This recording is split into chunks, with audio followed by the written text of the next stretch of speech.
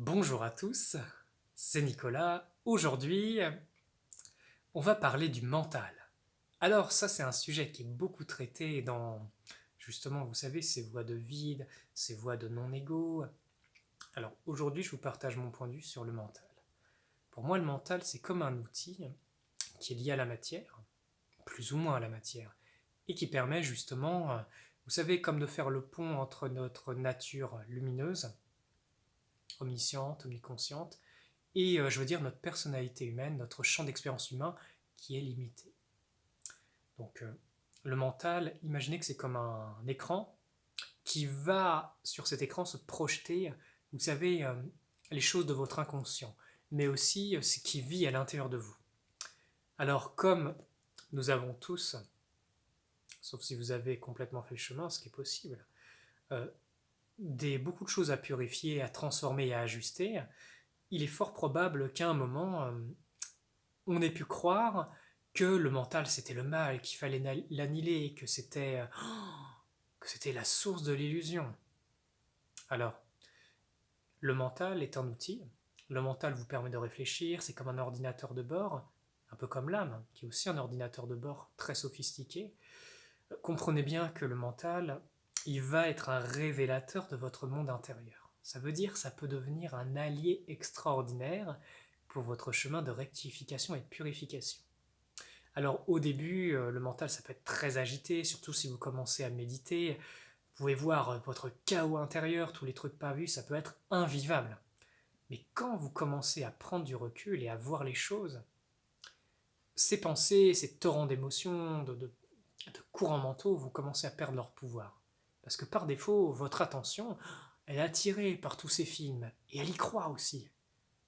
Et vous donnez de l'intention, et c'est très précieux, l'intention, c'est une énergie qui maintient les mondes d'illusion. Je vous invite à regarder la vidéo sur le réveil, sur l'éveil aussi.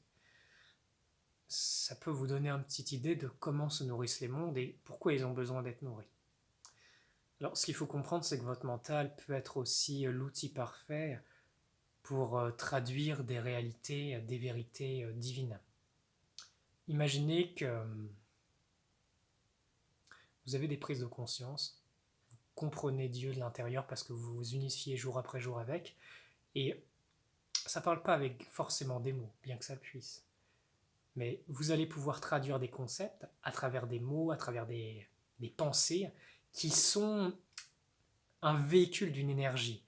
Donc, une pensée, une parole, si son énergie est corrompue, si c'est faux, ça va effectivement vous rendre captif dans l'illusion. Mais par contre, si ça vient d'une source de vérité profonde, eh bien là, ça peut vous libérer.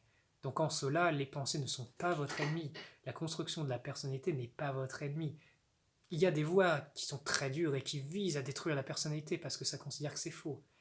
Il y a l'ego altéré, il y a le véritable ego qui est la reconstruction à partir de cette énergie divine de votre vraie personnalité et qui est complètement unifiée et qui a complètement sa place quand elle est unifiée, quand elle est harmonisée, quand elle est réajustée.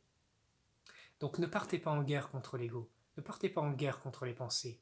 Laissez l'énergie divine vous reconstruire, reconstruire votre pensée, reconstruire votre mode de fonctionnement. Et je peux vous assurer que ça, vous allez l'emporter dans l'éternité jusqu'à la fusion ultime. Sur ce, que la lumière soit avec vous. Et puisse-t-elle éclairer vos pensées, votre reconstruction, et surtout chasser les ténèbres spirituelles et les fausses voies qui visent à détruire ce que vous êtes. À très bientôt.